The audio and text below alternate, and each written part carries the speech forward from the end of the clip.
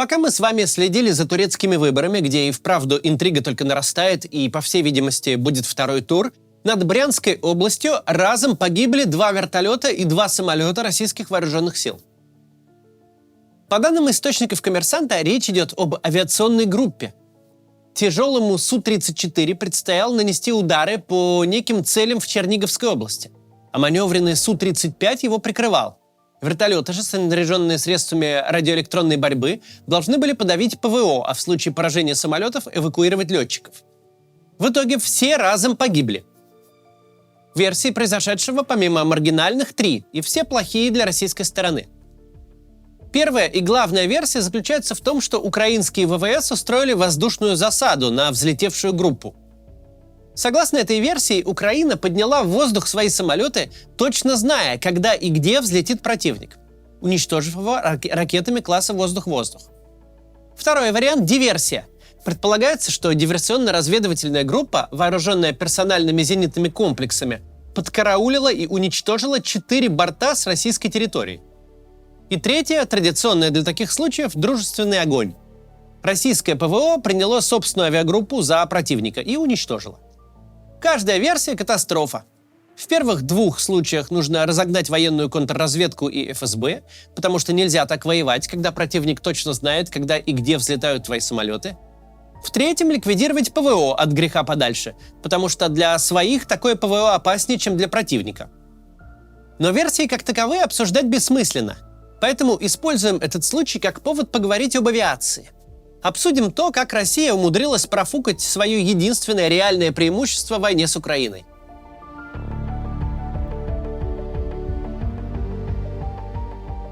С 2014 года Украина проделала огромный путь в деле реформирования своих сухопутных войск. Западные эксперты писали об этом еще до начала войны, а результат мы увидели в первой же ее неделе. Огромная, неповоротливая и насквозь советская армия России, сформированная реалиями Второй мировой войны, столкнулась с современной, подвижной, инициативной армией Украины, потеряв 1000 единиц военной техники на дорогах и в полях. Никто не думал, что украинская армия образца 22 года осталась той же, что была в 14-м. Все знали, что на земле России придется несладко. Но в чем никто не сомневался, так это в абсолютном доминировании России в воздухе. Именно на это опирались прогнозы про молниеносный захват Украины.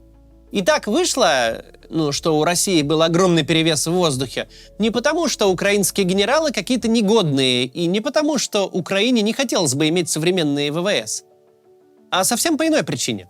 У Украины попросту не было шансов на реформу своего воздушного флота.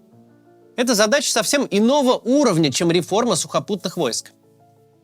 Разговор за реактивный истребитель, даже очень пожилой, 30 и более лет от роду, но в состоянии летной годности, будет начинаться с $10 миллионов. Буквально в ноябре прошлого года Румыния купила 32 легких однодвигательных истребителя F-16, выведенных с вооружения Норвегии, за 425 миллионов. Не бог весть какой инновационный самолет. Он встал на вооружение Соединенных Штатов еще в 1978 году. Десятки лет отлетал в Норвегии. Но стоит он все равно по $13 миллионов за штуку. Причем это только стоимость самих самолетов, это разговор только начался. Если их просто купить и привезти, то можно спокойно водрузить эти самолеты на постаменты и навсегда там и оставить, потому что без обслуживания самолет ни к чему не пригоден. Нужна соответствующая инфраструктура, нужна система подготовки, проверки и сертификации инженерных кадров, нужны резервы запчастей, нужно переобучать и обучать тысячи пилотов, а это значит, что придется с нуля строить систему летной подготовки с оптовым наймом западных инструкторов. Уже много. И это без учета массовой закупки высокоточного ракетного вооружения, без которого современный боевой самолет пригоден разве что только на парадах летать. Вы спросите, а в чем, собственно, проблема для человека, который умеет летать на советском сверхзвуковом истребителе, пересесть на американский?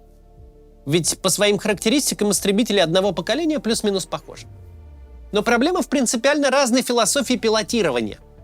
Не так-то просто, очень непросто переделать пилота с советского самолета на американский. Казалось бы, например, такая простая вещь, как авиагоризонт. На советских самолетах он обратный, то есть самолетик меняет положение относительно горизонта. А на западных прямой, Это когда движется горизонт. Наоборот. Для сухопутного человека разница небольшая. Но для летчиков чтение авиагоризонта – это рефлекс, забитый очень глубоко в мозг еще на этапе начальной подготовки.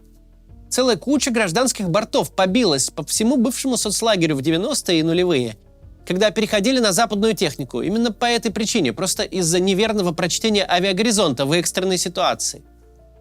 А гражданская авиация – это совсем другая динамика, другие скорости, другие перегрузки.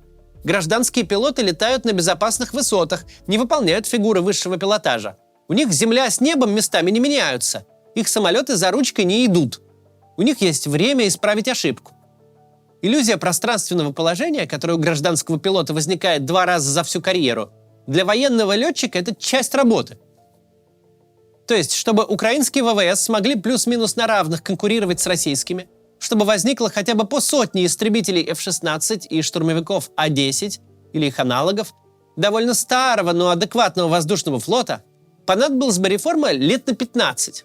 И обошлась бы она стране в десятки миллиардов долларов. Авиация – это вам не сухопутные войска. Соцблок развалился 30 с лишним лет назад. Его страны уже по 20 лет как в НАТО, но до сих пор ВВС Восточной Европы в значительной степени укомплектованы старой советской техникой, потому что процесс перехода на новую технику слишком сложный, дорогой и долгий. К тому же в первые 23 года своего существования украинские власти и вовсе не задумывались о каких-то армейских реформах. Более того, в отдельные годы Украина, не производя толком военной техники и вооружений, умудрялась войти в мировые лидеры по их экспорту. Активно распродавалось советское наследие. С 2014 года не было никаких шансов на полноценную реформу украинских ВВС. И дело даже не только в деньгах, но и в том, что советско-российские образцы воздушной техники Путин никогда бы не разрешил поставлять Украине. А без такого разрешения никакая третья страна их поставить не может. А у западных стран тогда был абсолютный консенсус по умиротворению Путина. Западные политики отказывались от поставок даже стрелкового оружия. Реформу украинских ВВС они ни в коем разе не поддержали бы. Даже если бы страна с госбюджетом в 30 миллиардов долларов каким-то чудом раздобыла бы пару-тройку миллиардов ежегодно на проведение такой реформы, все равно нельзя было. Украина была обречена встретить Путина, который пришел с сотнями истребителей, бомбардировщиков, фронтовых штурмовиков, высотных перехватчиков, самолетов дальнего радиолокационного обнаружения, ровно с тем, что осталось после развала СССР и смогло дожить до наших дней. Существуют разные оценки количества такой техники, но в любом случае речь идет плюс-минус о сотне боевых самолетов всех типов. Если рассуждать в таком ключе, то план Путина, казалось бы, был надежен, как швейцарские часы. Ты превосходишь противника по количеству техники на порядок, а по качеству и того более. Потому что у тебя есть Су-34 и Су-35, вставшие на вооружение в 2008 году, а встретят тебя в самом худшем случае МиГ-29 и Су-27, которые старше на 30 лет.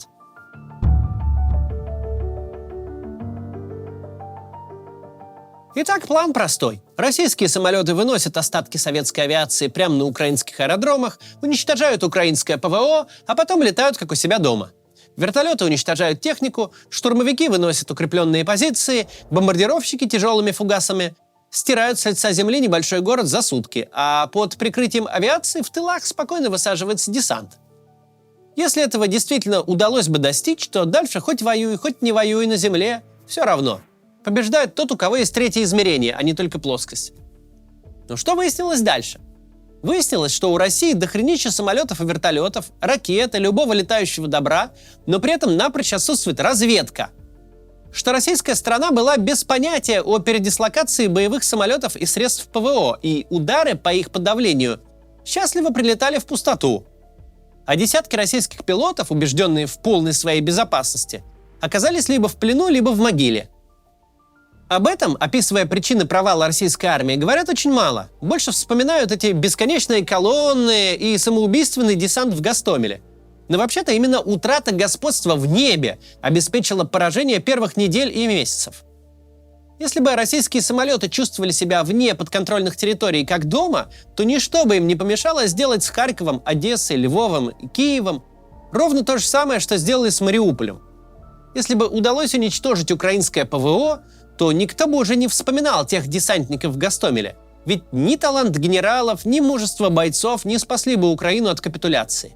Потому что талант и боевой дух – это одно, а бомбы в 3, 5 или даже 9 тонн, ковром летящие на столицу – совсем другое.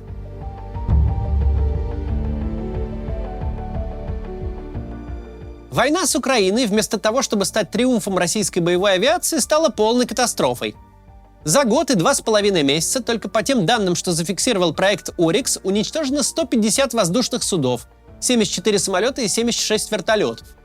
Из них 24 – новейшие российские самолеты Су-34 и Су-35, каждый стоимостью минимум в $50 миллионов. То есть одни лишь потери, зафиксированные «Ориксом», можно оценить более чем в $2,5 миллиарда. С чем можно сравнить эту сумму? $2,5 миллиарда – это 500 новейших российских танков Т-90М «Прорыв» или где-то 250 «Абрамсов». Но это не самое страшное. Самое страшное для российской армии, что боевой летчик – это не такая военно-учетная специальность, которую можно получить на полигоне. Боевой летчик – это специальность, требующая целого профессионального сообщества, которое постоянно накапливает и передает опыт. Поэтому потеря каждого пилота – это не просто списание миллионов долларов, потраченных на его обучение. Это еще и потеря потенциального инструктора, того, кто привел бы в небо новых летчиков. В базе медиазоны 139 погибших пилотов, из них 18, то есть каждый 8-й, в звании от подполковника и выше. Ведь авиация – единственный вид войск, где совершенно нормально, что целый полковник, который в других войсках из кабинета бы не вышел, летит на боевое задание сам. И наоборот, вы никогда не увидите в боевом вылете лейтенантика, едва вышедшего из училища. Теряя летчиков, вы теряете огромную компетенцию, которую придется восстанавливать десятилетиями. Бездарно угробить боевых летчиков все равно, что перебить опытных хирургов. Опыт и знания, которые есть у них в голове, вы никакими учебниками не замените. Никакие тренажеры за них вам новое поколение профи не сделают. Самолет можно купить, но боевой летчик – уникальный специалист, которым может стать далеко не каждый, и которых во всем мире не так уж и много. Если своей кровавой и бездарной войной вы уничтожаете профессиональную элиту, сдуваете сливки собственной боевой авиации, то очень скоро вы начнете ощущать последствия общего снижения профессионализма и компетентности. У вас начнут падать самолеты в тылу, потому что те, кто должен был на приемке их испытывать, отправились на фронт. С ваших самолетов начнут валиться бомбы прямо на ваши города, потому что кто-то халатно отнесся к предполетной проверке, а тот, кто мог бы проконтролировать процессы и дать за это по шее вовремя, похоронен еще в прошлом марте. Ваши самолеты и вертолеты начнут сбивать над вашей же территорией, потому что работа в условиях близости фронта и вражеских средств поражения, маневренные полеты на сверхмалых высотах – все это требует огромного опыта, а опытных людей вы при этом убили. Да, российские самолеты больше не ломятся в украинское небо. Командиры прекрасно понимают, что их там ждет. Да, сегодня речь идет в основном об атаках ракетами и планирующими бомбами с безопасного расстояния. Ну, во-первых, ущерб российской авиации уже нанесен. Всех тех, кого угробили, а в первые дни летали самые опытные, не воскресишь и не мобилизуешь. Во-вторых, Украина тоже не стоит на месте. Что, если правдива версия о том, что в небе над Брянской областью случилась воздушная засада? То есть ВСУ знали время вылета авиационной группы, подняли свои самолеты и почти одновременно сбили всех из Черниговщины. Что тогда? Это значит, что теперь российской авиации вовсе не обязательно пересекать границу, чтобы потерять очередной самолет стоимостью в $50 миллионов и очередного летчика с бесценным опытом. Потому что столь блестящая операция будет воспроизводиться снова и снова, каждый раз нанося российской армии гигантский ущерб в ресурсах войны. И еще стоит понимать, что истребителей Су-35 и Су-34 у России не тысячи, это не танки, а лишь по сотне каждого типа. Вся война вот про это. Страна долгими десятилетиями жила и накапливала ресурсы. Она взращивала специалистов в самых разных отраслях, создавала IT-компании международного уровня, привлекала инвестиции. Умные люди строили сложные боевые самолеты, а другие люди отдавали по 10 лет жизни, чтобы научиться этими самолетами управлять. Гражданские авиакомпании получали новейшую западную технику, а наши специалисты успешно обучались ее обслуживать по строжайшим стандартам.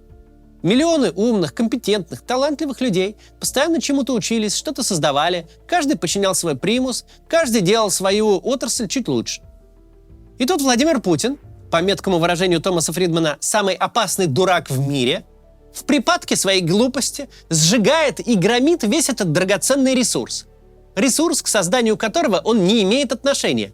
Ресурс, на восстановление которого уйдут поколения. Этих убьем на фронте, тех посадим, 1 миллион человек из страны выдавим. Эту отрасль убьем, то профессиональное сообщество загубим. Нам до звезды, что Яндекс, что Эхо Москвы, что система подготовки летчиков, что обслуживание гражданских самолетов, что автопром. У нас одна задача – лечь в гроб раньше, чем признать поражение. Сколько труда вложено в то, что потеряно безвозвратно. Сколько лет уйдет, чтобы на пепелище снова собрать страну. Все это уже не наше, говорят они. Головная боль. Путин мнит себя императором, но он варвар. Есть в нем этот варварский азарт – разгромить все то, что создавал не он. Да, у России огромный запас прочности. Слишком много построено, слишком много опыта и компетенций накоплено. Именно на этом варвар пока и едет. Но история эта конечна. Если нарочно громить, то однажды ты догромишься. И на примере российской боевой авиации, а по-хорошему и всей российской армии, мы видим, как это однажды становится ближе. До завтра.